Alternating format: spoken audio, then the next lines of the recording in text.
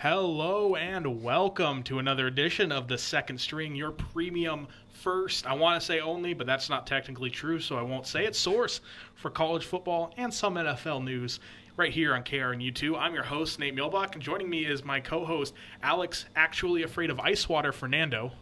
You know, I'm just too cool for it, Nate. I'm sorry. Wow, I thought my joke was cheesy at the beginning, but... Well, hey, I'm just ready to talk about some football. It's homecoming week here in Nebraska. A lot of school spirit running around, fun events all week, and then hoping lead into a good game. Oh, I hope. Much better than last week. That's the goal. Oh, yes, much better than last week. We got an awesome slate for you today. Like we said, we got our usual segments. First, we're going to talk about some games around the nation last week. We got some really, really fun ones, in my opinion.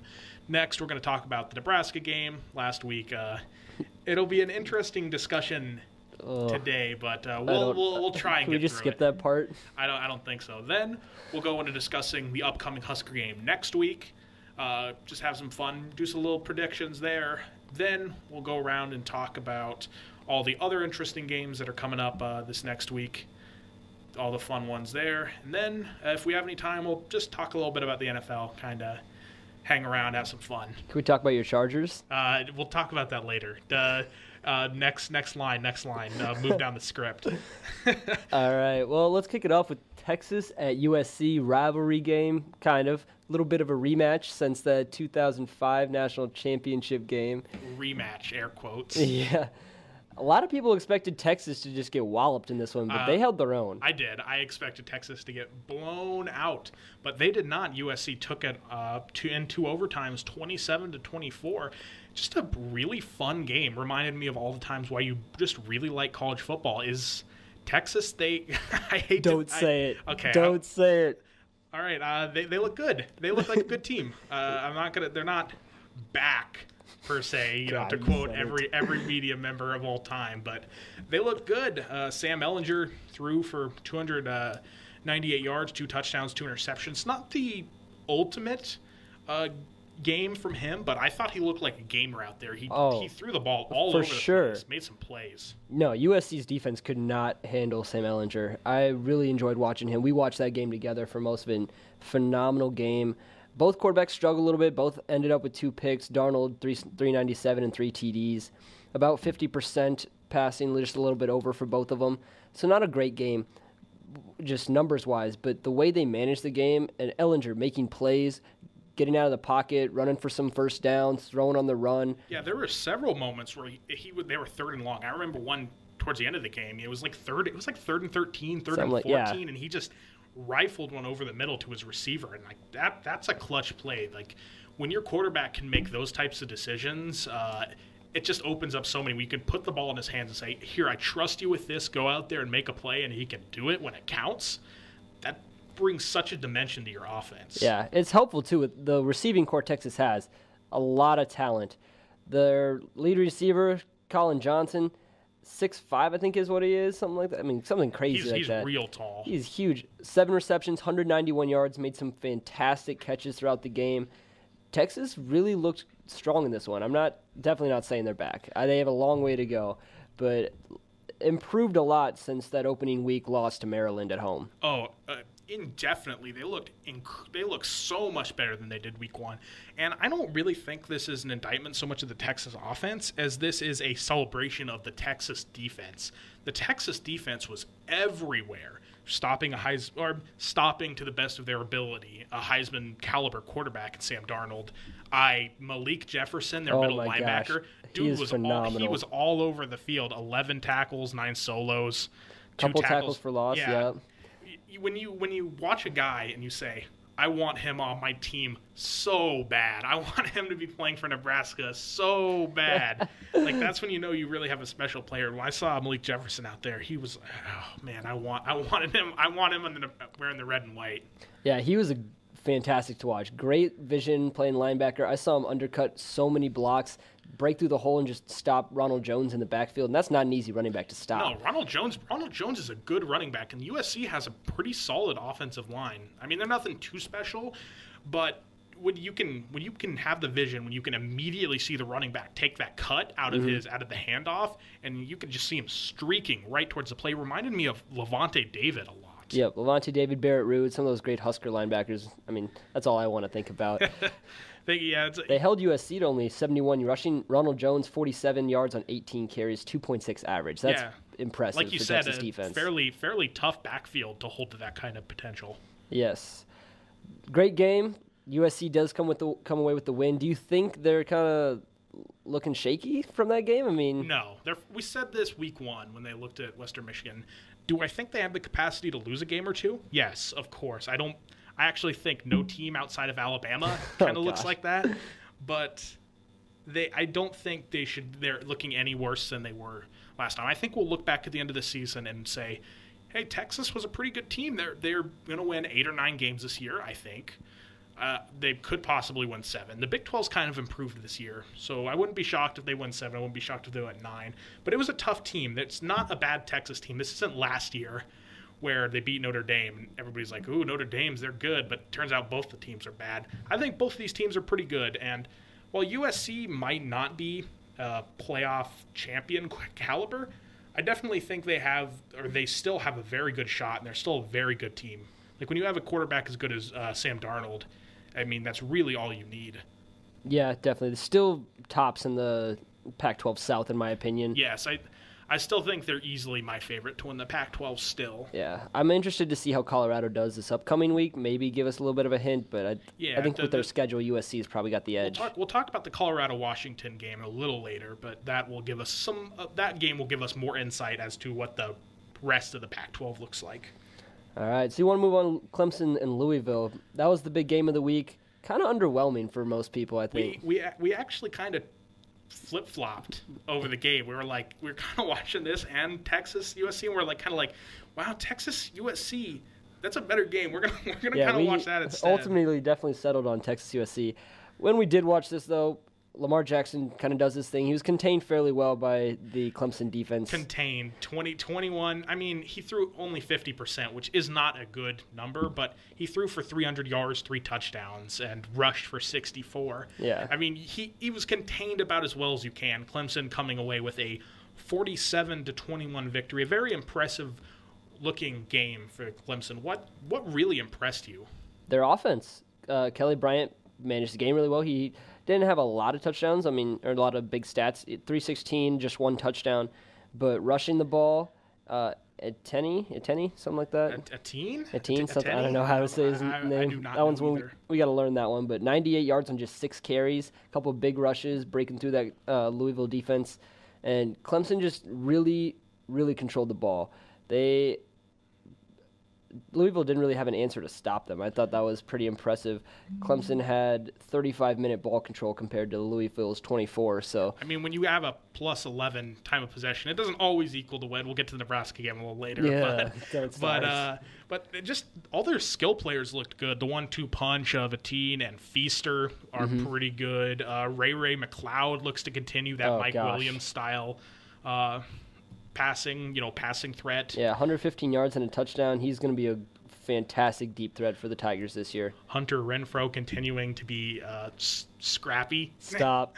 Okay, no, I'm done. Nope. Deion Kane, I thought, looked like he had some ability. I know he had a couple big drops, but I thought he definitely showed some potential to be sort of that. He also showed some potential to sort of be that Mike Williams style deep threat. They all have that playmaker ability. They all can get out of the coverage. They can break a big one open. But again, I think this switches over more towards that Clemson defense, just giving them all those opportunities. Making so many stops, holding Louisville down. And, I mean, they were all over the Cardinals' offense. Couldn't really move. Is Clemson's defense better than it was last year? I think that's a little tough to say now. They haven't faced a lot of dynamic offenses. They did definitely contain Lamar Jackson better this year than they did last year. Auburn, they shut down pretty well. I want to see when they get into full ACC play. I guess this is now with Louisville in the conference a couple years. All this conference switching has thrown me off the last couple years, but I don't know. I want to see them on the a little bit more in the season. I think they have potential to match last year's defense, but last year was incredible. They shut down Alabama at some points. They shut down Ohio State in the playoff. They really shut down Ohio State. I mean, that seems like an understatement, but I think it'll be interesting to see where sort of Clemson and Louisville. Louisville was kind of in this situation before. They started off really hot, not quite as hot this season as last season, but they lost to Clemson. Last year was a little bit more tighter than this year, but Louisville it seemed like they kind of lost their mojo, and we'll see if they can't rebound and be a little bit more successful post-Clemson than they were last year. And I think it comes down to their defense. Louisville, Lamar Jackson is so good that it just masks so many problems I have with Louisville. Their defense didn't impress me very much. Most of their skill players didn't impress me very much. I think Malik Williams is a pretty solid running back, but when you have Lamar Jackson, it's kind of hard to tell how solid he is because Lamar Jackson rushes so much. Definitely. I think, again, just Louisville doesn't have as many dynamic playmakers as any other team, especially on the defensive side of the ball. They have Lamar Jackson, Heisman winner, easily elevates your team to a top 15, top 20 team. But not having the defense and not having a caliber defense that can hold up to withstand these ACC offenses. I mean, they have Clemson. They're going to have to play, I think, Miami on their schedule. They're going to play – are they going to play Virginia Tech? I think they do. There's just too many big offenses to try to hold down in that conference, and I don't know if Louisville has the capability to do that. We'll see. I mean, they have Lamar Jackson, which if you told me that Louisville will still end up with 9 or 10 wins, I would not be shocked. Having a Heisman winner tends to do that, but we will see where both of these teams end up. We're going to go on to our next game, switching from the ACC down to the SEC. We're going to go with the Mississippi State, put a real whopping on the LSU Tigers. Oh, my gosh. This is a great game. Home game for Mississippi State, home opener in the SEC. And LSU comes in 12th ranked in the nation. They've had a very strong defense so far this season. I didn't necessarily see this coming. I thought it could be close. Mississippi State usually plays a lot of tough games down there. But to just blow them out by 30, that was impressive. I know. Nick Fitzgerald was the player who really impressed me from Mississippi State. I was looking at his stats. Yeah, we got 180 pass yards, 2 touchdowns, no picks. Almost, 15 to 23, so very solid completion percentage. Then he ran for another 88 yards and 2 more touchdowns. So he's just gashing the Tiger defense for 260 on his own. And like I said, LSU's defense just couldn't stop him. 180 pass yards total, 285 on the ground against the Tigers. That's unheard of. It's not really what you expect when you see a team against LSU. When you look at LSU, you go, oh, that team that has a terrible offense and an amazing defense, if you're gonna beat them, you're gonna win 13-10, and it's gonna be a slugfest. But Fitzgerald came in there and just kind of put it on them. It was just a very unexpected loss for LSU, but I suppose with their new coach, Ed Orgeron, is it really that unexpected? I mean, Ed Orgeron's not really an accomplished coach. Yeah, again, one of those coordinators getting his first crack at a head coaching job. Actually, it's actually Orgeron's second coaching job. That's true. He did have that little stint at USC, but he coached at Ole Miss. Did he? Yeah, before Houston Nutt had the job. He had a losing record and got fired. Well, all Ole Miss coaches have issues, I guess. But no, I don't know. I've still, again, like I guess if you said losing record at Ole Miss, a lot more to see from Orgeron. He's kind of working with a new batch of players, bringing in a couple of recruiting classes under Les Miles. But this is his first full season. He had half a season last year. Really shocking kind of landscape to jump into. So and he's in arguably the toughest division in the nation in some areas. I mean, again, playing on the road at Mississippi State, they're going to have Ole Miss, they're going to have Arkansas, they're going to have Alabama, A&M still. So a lot of potential for good games, but it's really going to depend on how well they can get that offense rolling. Danny Etling did not look very good. I mean, there's been so much evidence that Danny Etling is just not the quarterback you need. The Purdue transfer. Not going to rag on Purdue. We're actually going to talk him up a little bit later. But boiler up. But Etling, 13 for 29, 137 yards, no touchdowns. It's just he had last year. He played all last year when Orgeron came in, and it's just he's not very impressive as a running back, as a quarterback. What I was actually kind of unimpressed by is I don't know whether to be unimpressed by the offense and running back Darius Geis, only 15 carries for 76 yards, or should I be more impressed with the Mississippi State defense? I think it's a little of both. I would definitely want to credit the Mississippi State defense, but jumping on Darius Geis really quick, he's only had 15 carries in each of the last 2 games. Do you think, is that a mistake? Personally, I do. I think he's one of the better backs in the conference, arguably nation. He looked really good filling in for Leonard Fournette last year most of the time. He started off the season with 22 carries against BYU, and I understand wanting to limit his carries. You don't want to run a guy to the ground like Nebraska did with Trey Bryant. We'll talk about that later as well. But 15 carries each over the past couple games, I think maybe just a little more volume. Get him around that 20, maybe 25 range. Give him some more room to work, honestly. I agree. It's 15 carries is not enough for a player that can shoulder the load like Geis can. No, definitely not. He's a feature back. He's one of your top playmakers. He needs those carries and those touches. Moving on to another SEC game, we're going to talk about the Tennessee Volunteers against the Florida Gators. Or I don't even call them can I just call them the Tennessee Life Champions? Oh my gosh! Can that just be their permanent mascot? It probably should be. That was an impressive way to lose a game.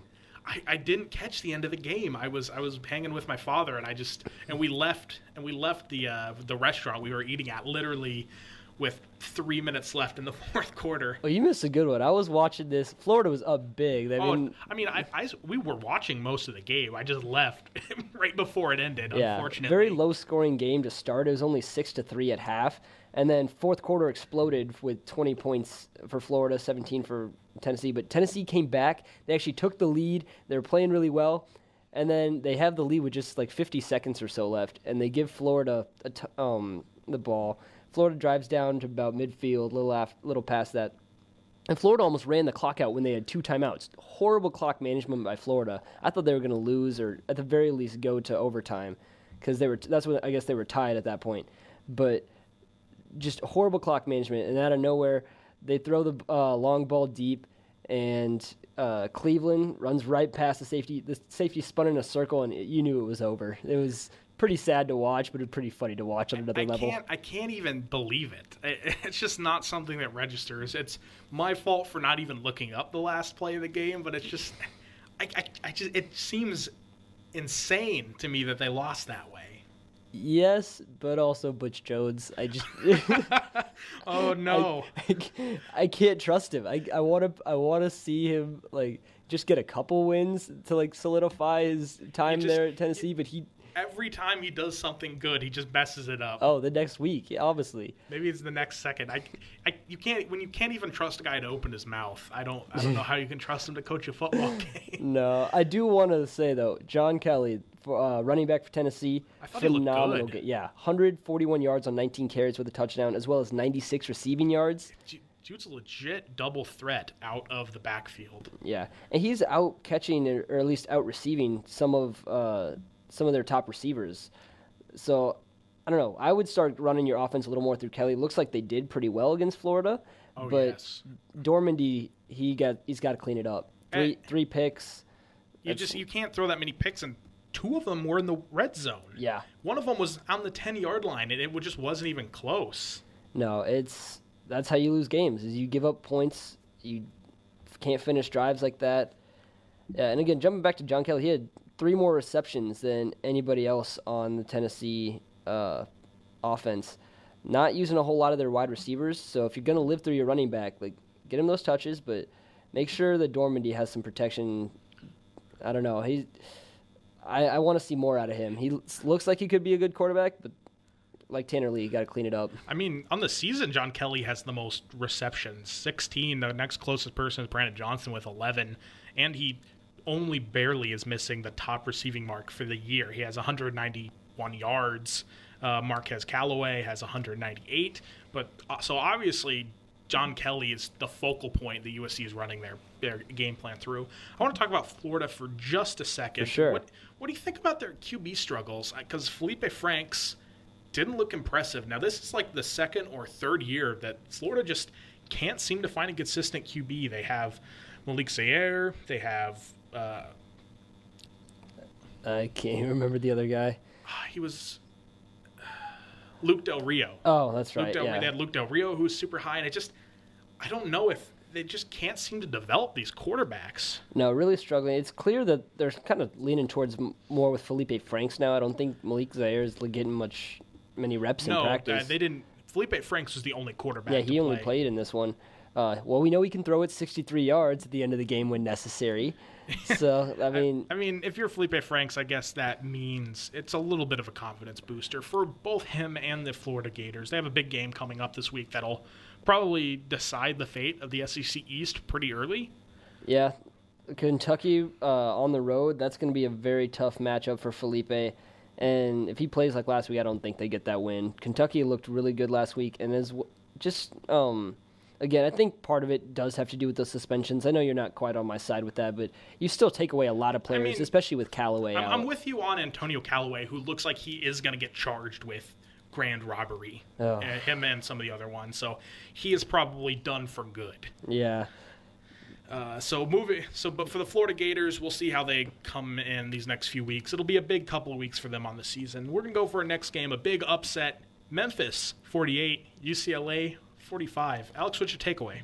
I kind of saw this one coming. I wasn't entirely sure if I could pick Memphis to win. I actually went with Josh Rosen and the Bruins because I thought they'd pull it out. But 11 a.m. game, 2-hour time difference for UCLA. That feels like 9 a.m.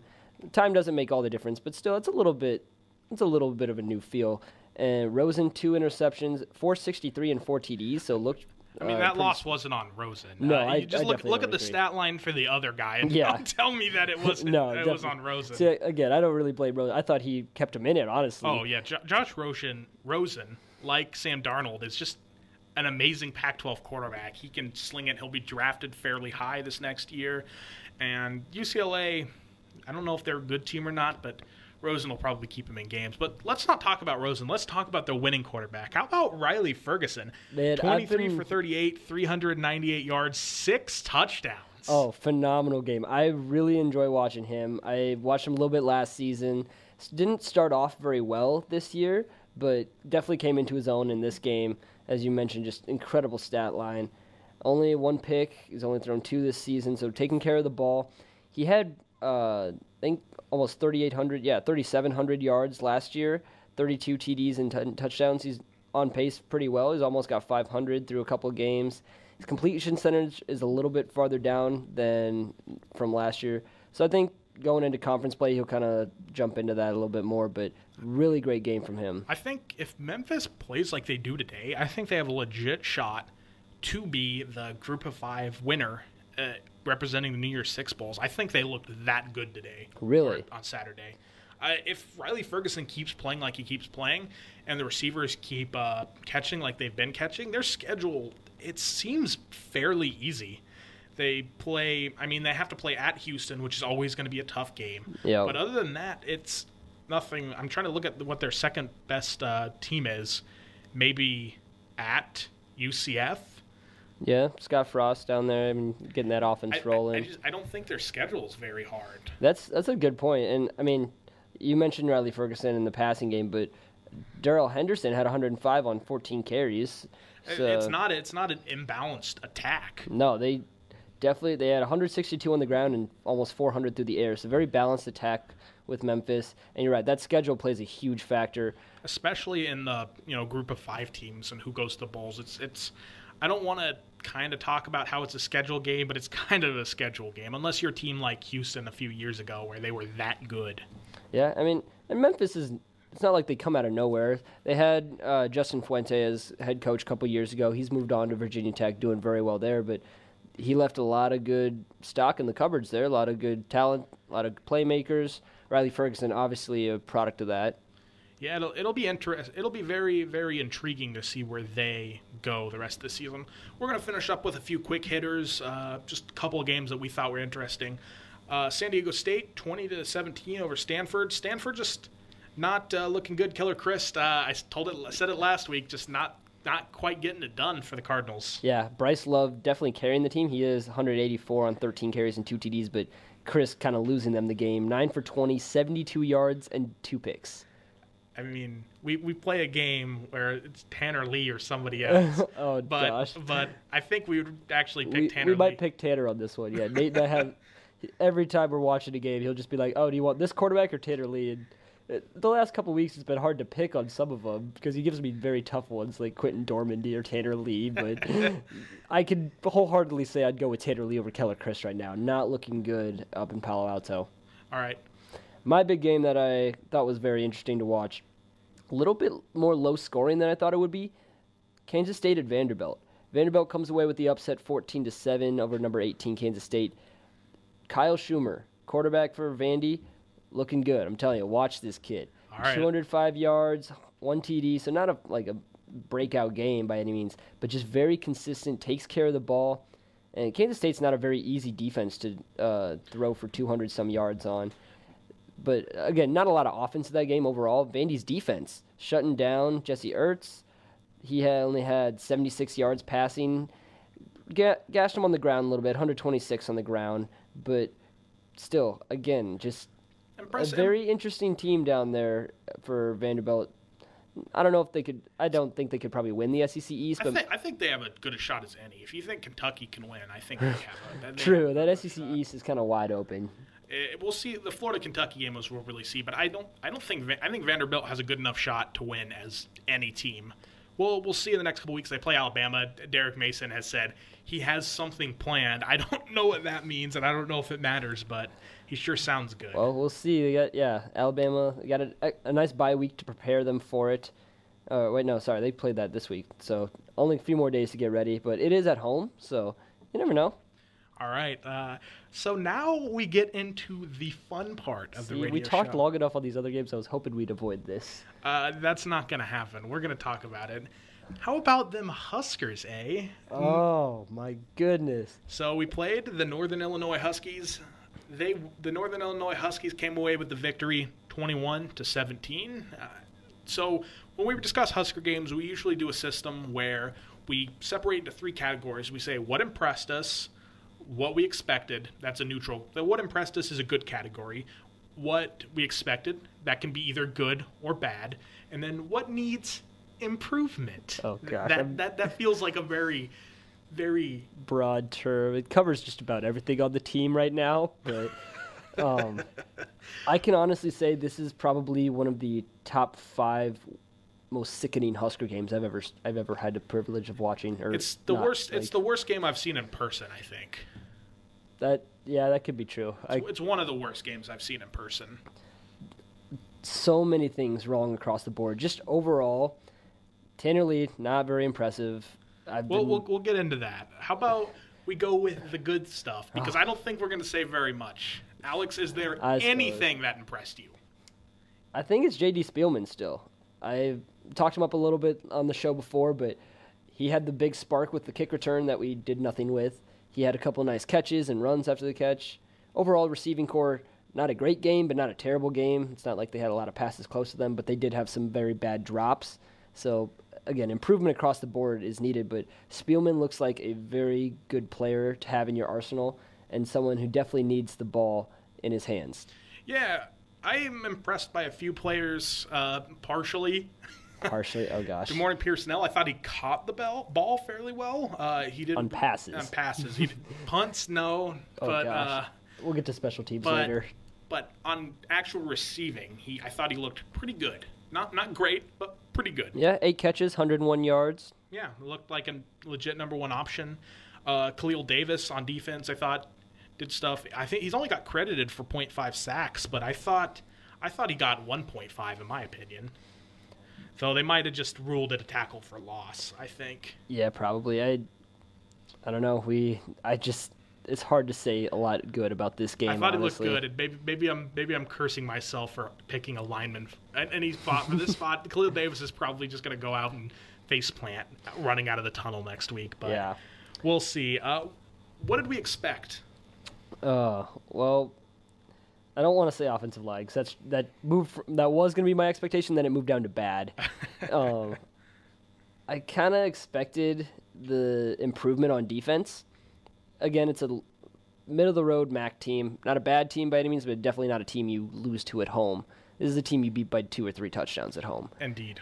And yeah, I think we both predicted them to win like 40-20 or something. Yeah, so I mean, not a great game overall, but I thought the defense significantly better than the offense in this game. Held Northern Illinois down pretty well. Only 85 rushing yards for them, 128 through the air. So did decent on defense. Obviously, the one drive we needed to stop, they let a 60-yard bomb down the sideline and let Northern Illinois score pretty quickly. But improvement. Much better than the Oregon game. They didn't allow a score until the fourth quarter. So, because again, the 2 pick sixes were how Northern Illinois had most of their points. I expected the improvement on defense. I'm hoping to see more of it, but still a long way to go with this season. If I had to say my expectation was met, it's kind of fascinating because it's my same one from last week. That is the semi-stagnation of a running game once Trey Bryant is out, because Trey Bryant did not play. Not all the running backs' fault. Our offensive line is putrid, to give it a compliment. Yeah. I thought Wilbon filled in really well. 24 carries and 90 yards. He had a couple of big ones that he ripped off, a long and 25, and he did most of that on his own. I want to credit at least 75 to 80 of that 90 all to him. That's fair. Maybe I'm being too harsh on the running backs, or I guess Wilbon. We had the cursory Ozigbo sighting. We saw the natural, the endangered species out in the wild. Everybody was cheering when Ozigbo got in the game and got a carry. I was cheering. I was excited to see him back out there. But then he disappeared again. 3 plays. There has to be a story there. I'm telling you. You don't hold a guy out for 2.5 games, play him late in the third quarter of your third game for 2 carries and 1 slough snap, and then pull him out and never sees the field again. And it bugs me so much. It's like, if he is in the doghouse, leave him in the doghouse. Bring in Jalen Bradley. Bring in Austin Rose.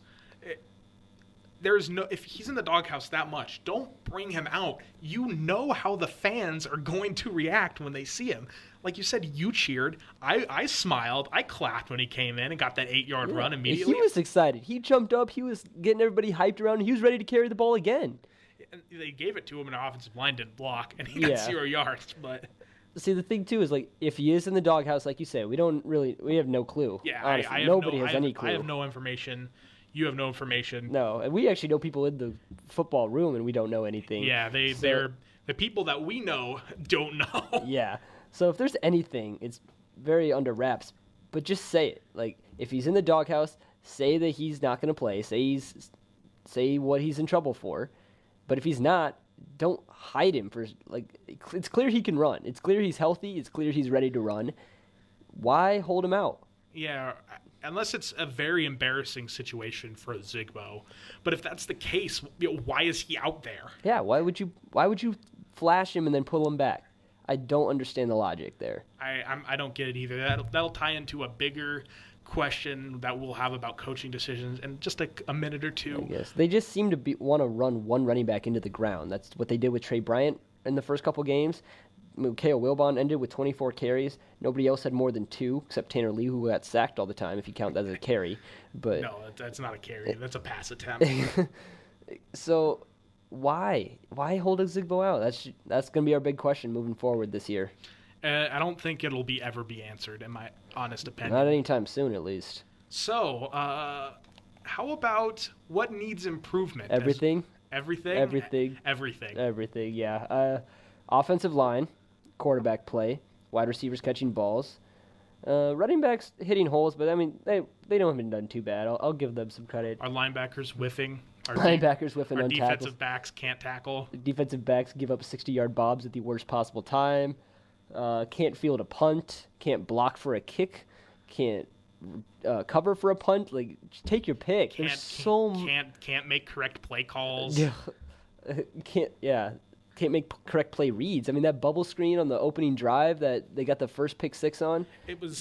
I could have read that. Such a terrible play call, such a terrible play decision. Just a combination. It's just a terrible play altogether. I don't like that play. It was real bad.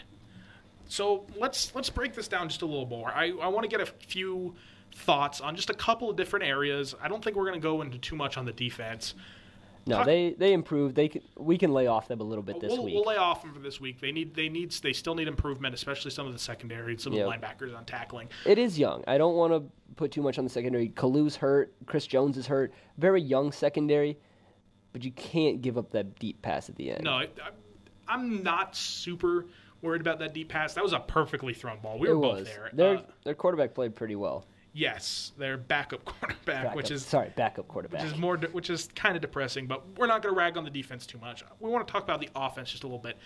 Tell me your thoughts on Tanner Lee. Why you got to start with Tanner Lee, dude? Oh, do you want to start with the offensive line or the coaching? I don't. I really do not care. For me, it all starts up front.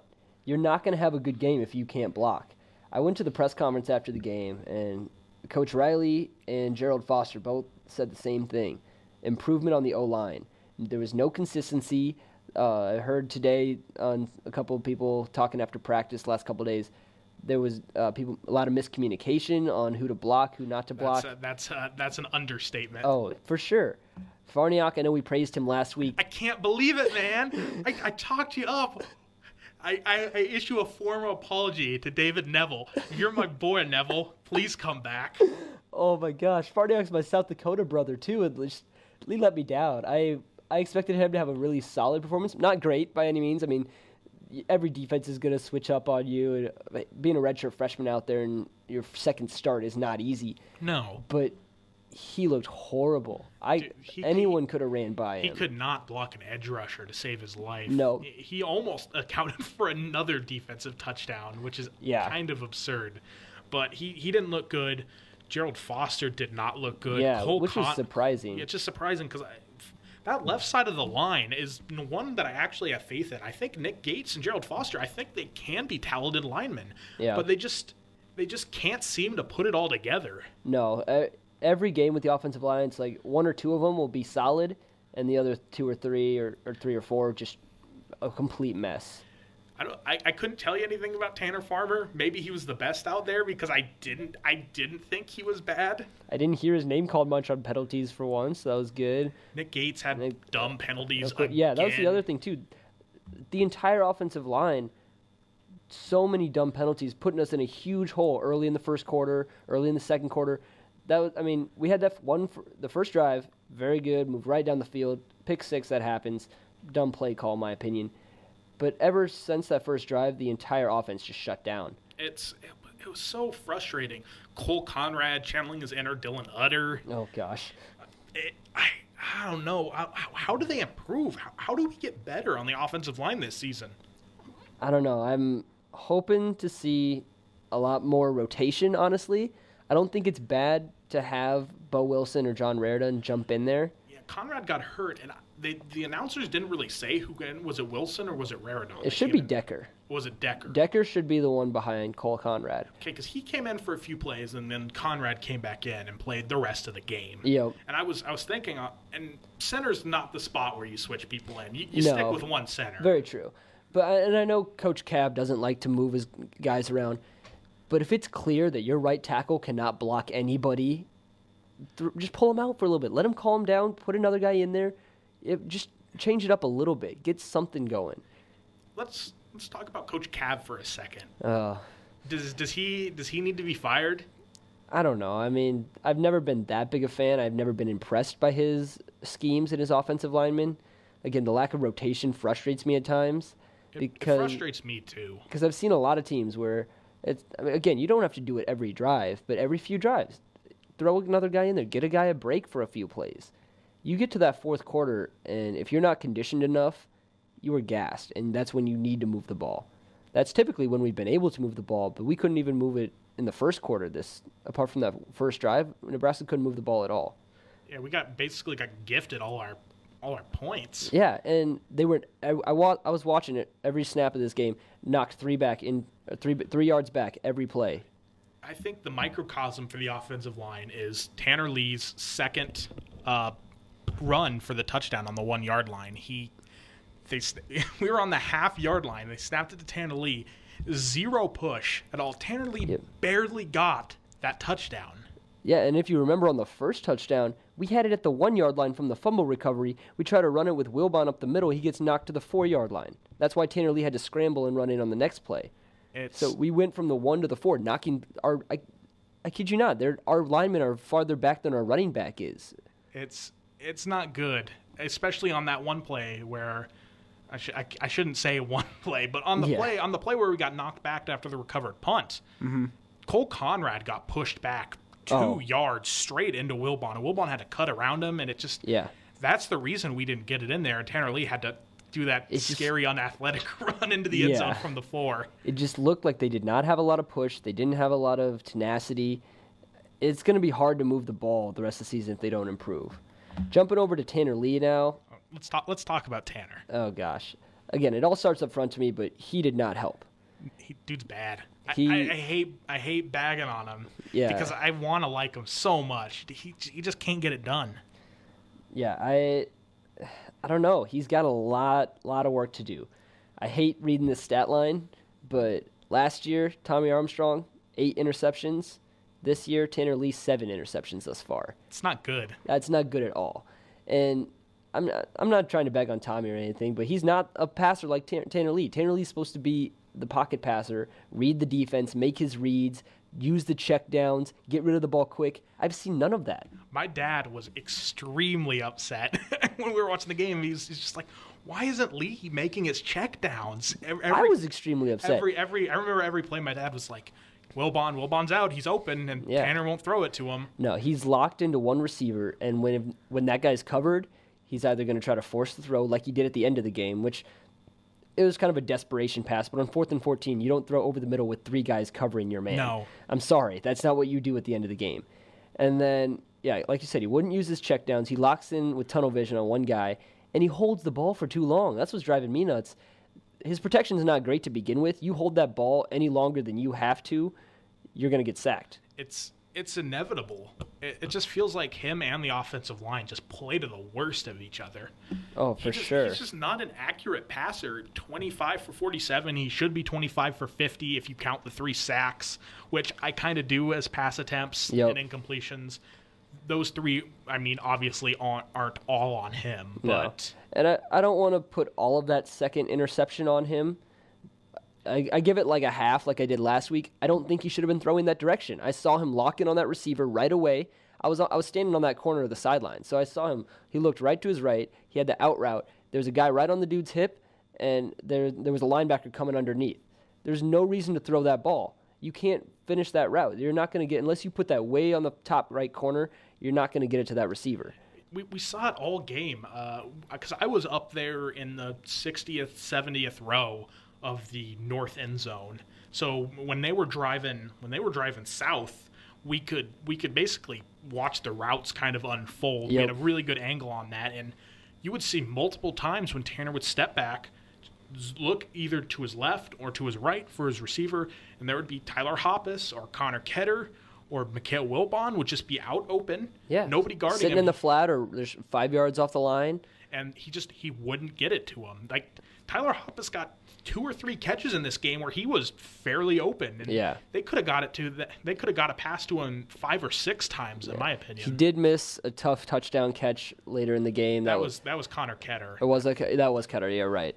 So I think it's just needing a little more chemistry.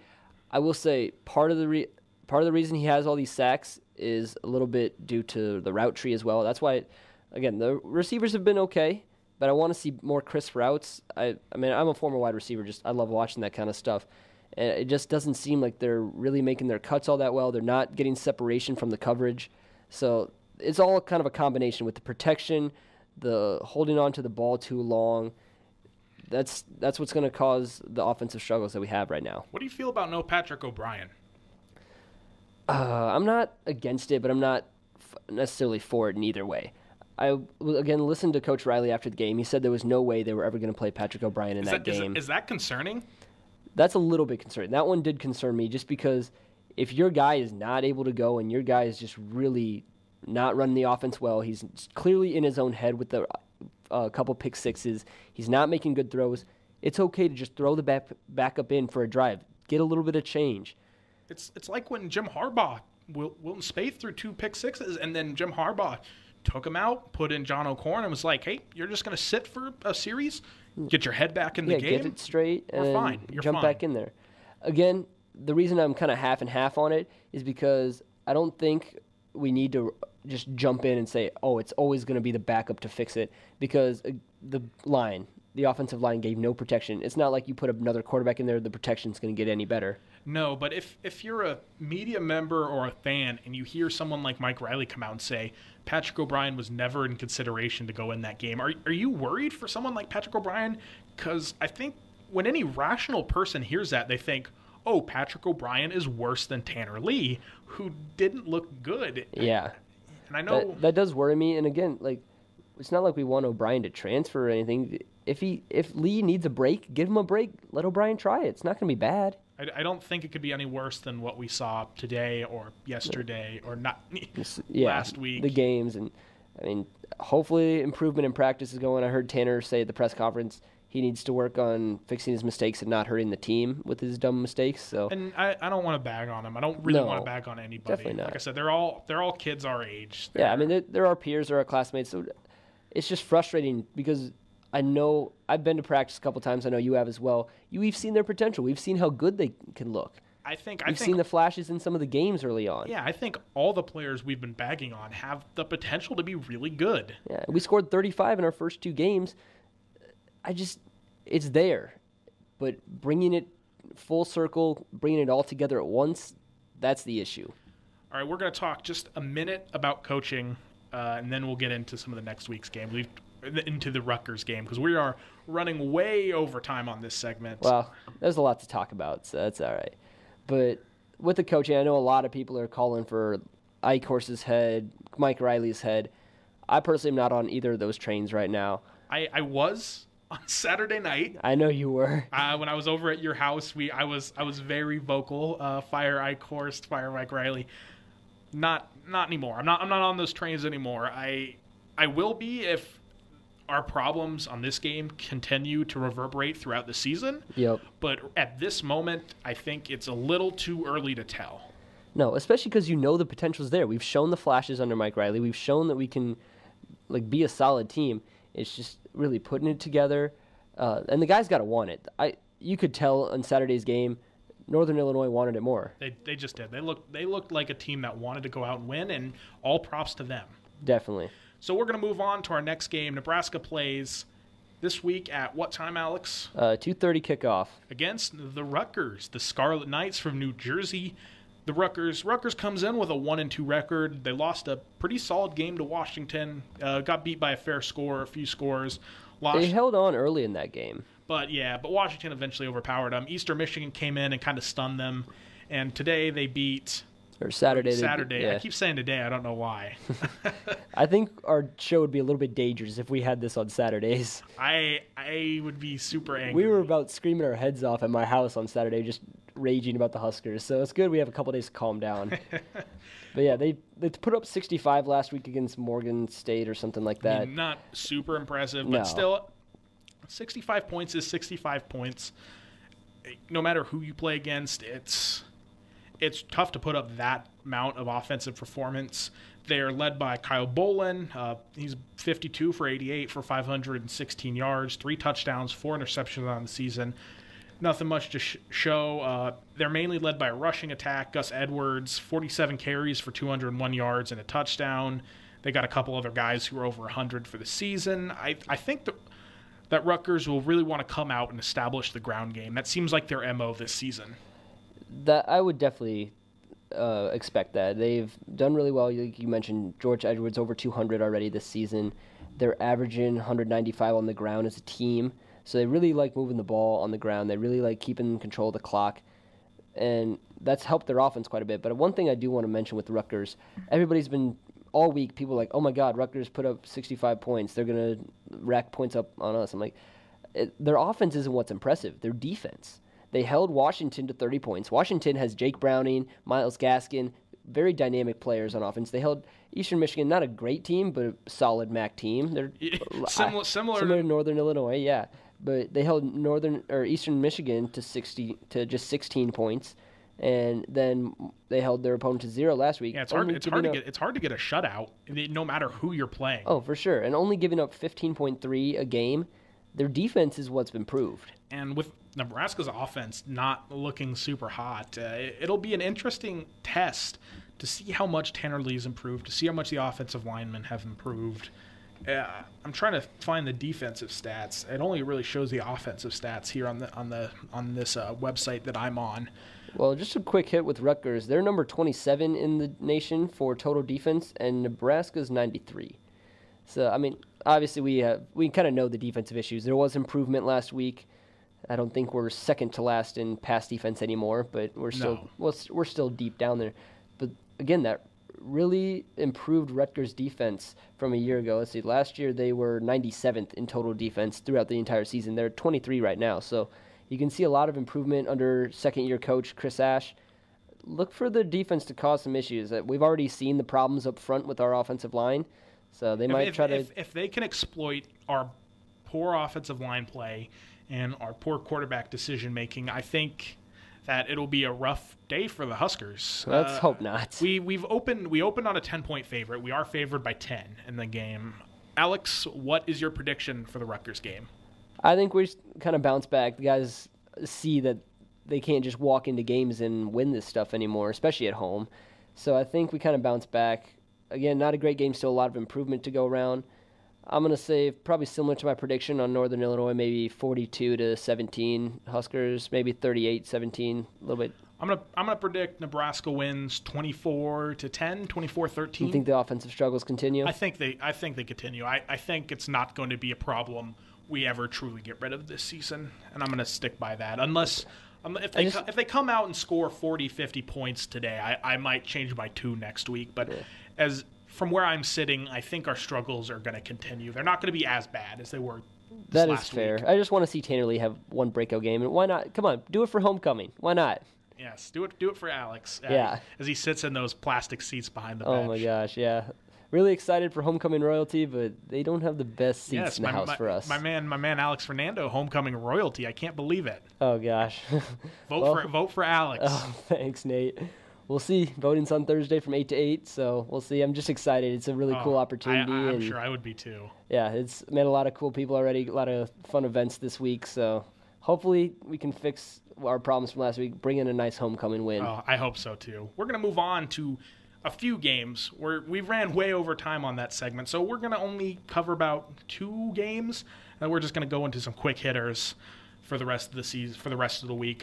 Let's talk about TCU versus Oklahoma State, the big matchup for this weekend. Number 16 at number 6 on the road. TCU has not played a lot of big teams yet this year, but they've looked pretty solid.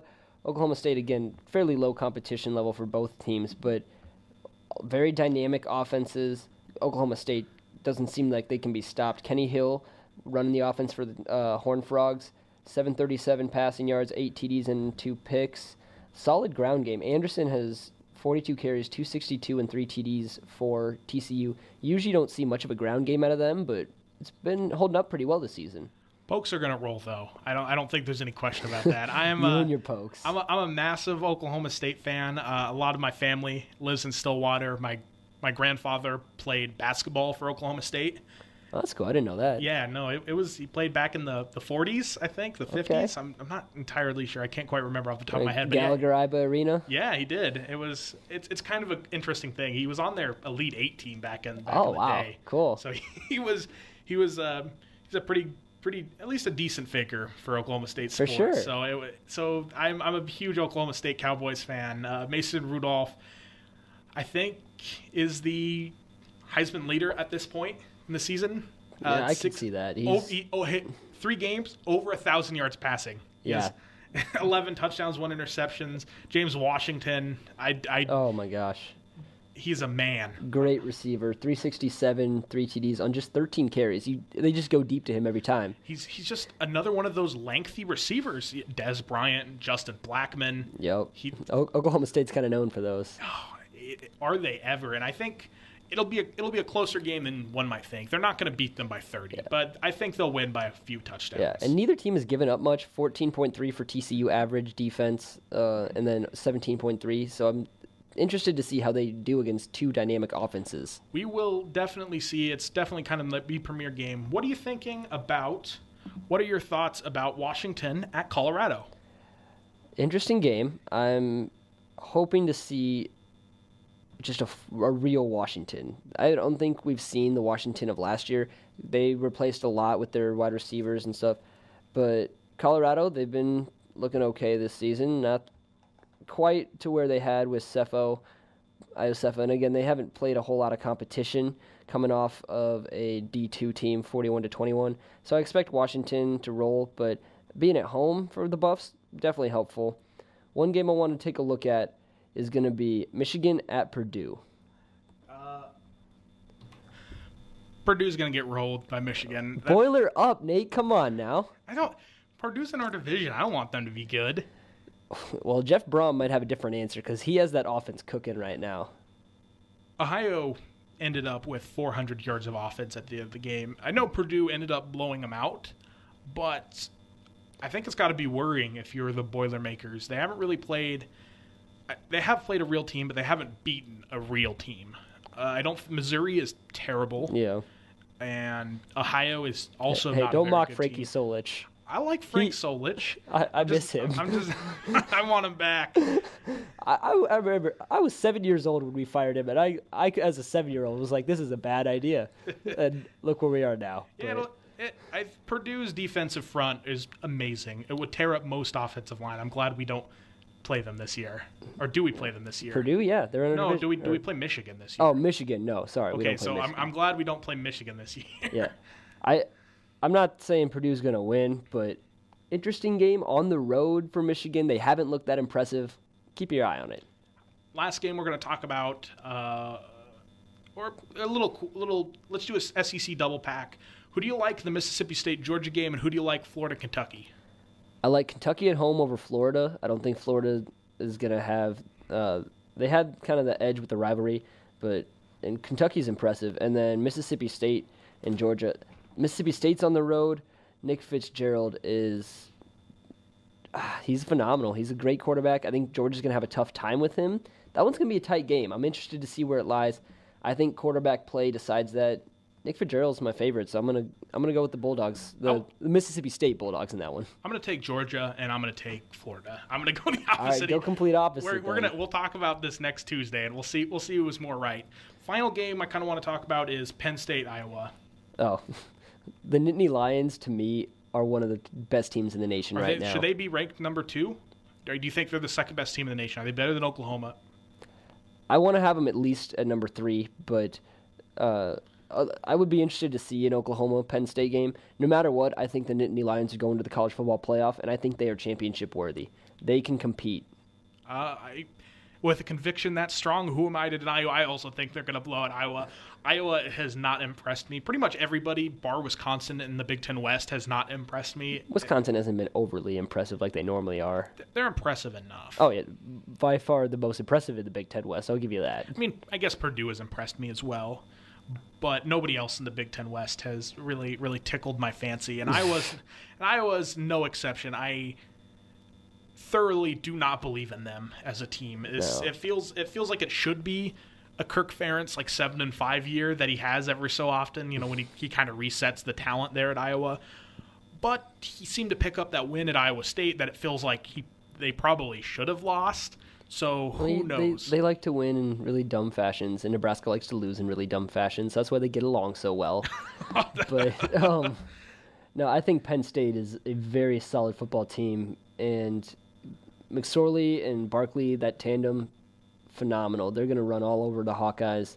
Iowa has a decent up front, like front 4, front 7, so they'll hold Barkley down for a little bit, but he always gets his yards. He does. Okay, quick hitter. One thought about the NFL, 10 seconds or less.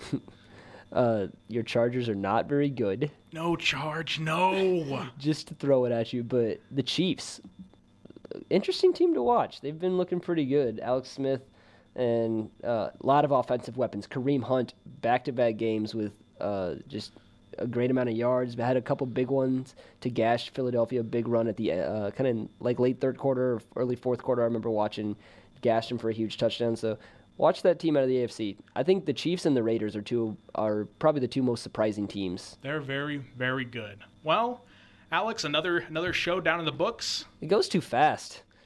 I want an hour minute 30 show. I know. That's all right. Always fun talking college football and a little bit of NFL football. Every NFL. week. Yeah, well, let's hope we got a little bit better stuff to talk about, and we can just be praising the Huskers next week. I want to come back with a win. Yeah. 2 straight losses is not good. Second 1-2 start out of 3 seasons for Coach Riley. Only the third 1-2 start in the past 65 years for Nebraska. We'll try and get some positive news. Well, Alex, it's been a fun week. We'll see you all guys next week. For Nate Muehlbach and my co-host Alex Fernando, you've been listening to the Second String on KRNU2. Thanks for watching, guys. Go Big Red.